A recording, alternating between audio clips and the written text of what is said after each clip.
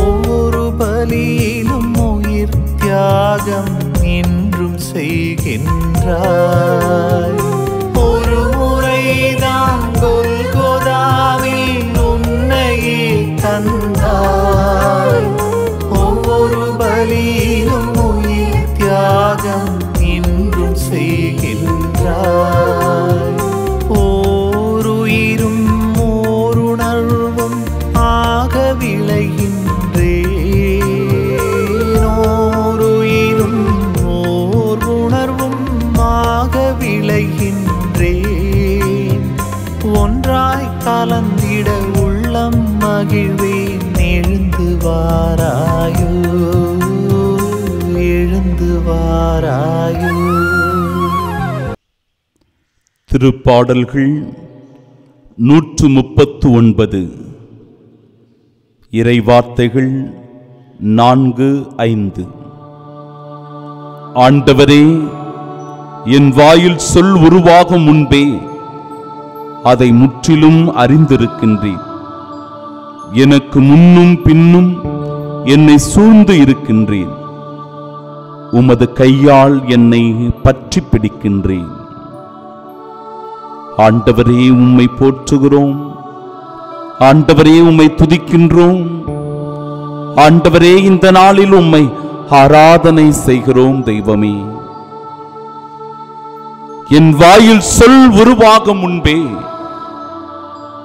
முற்றிலும் அதை நீர் அறிந்திருக்கிறீர் என்று இறைவார்த்தை சொல்லுகிறது.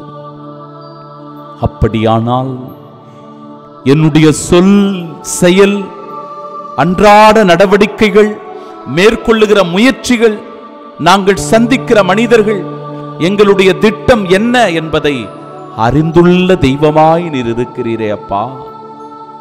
உமது திருவுளப்படி, உமது சித்தப்படி ஆண்டவரே நாங்கள் வாழும்போது எங்களுக்கு நிறைவான அருள் ஆசீர்வாதம் கிடைக்கிறது.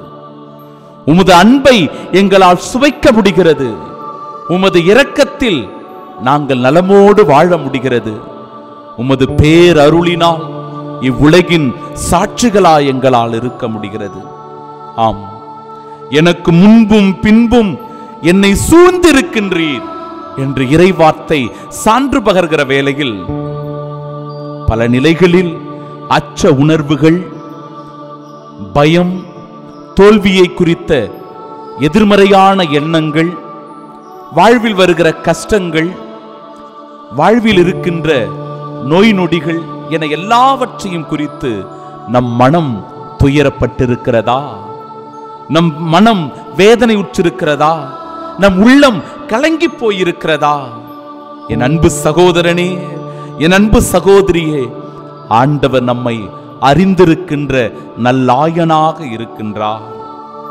எனக்கு முன்னும் பின்னும் என்னை சூழ்ந்து நீர் இருக்கின்றீர் என்று திருப்பாடல் வரிகள் அழகாக சொல்லுகிறது. உமது கையால் என்னை பற்றி பிடிக்கின்றீர் என்று சொல்லும்போது, நான் இடறி விடும்போது, நாம் தவறி விடும்போது, தாறுமாறான வாழ்க்கை வாழும்போது, பாவ குழியில் மூழ்கி கிடக்கும் போது ஆண்டவர் நம்மை அற்புதமாய் பற்றி பிடித்துக் கொள்ளுகிறார்.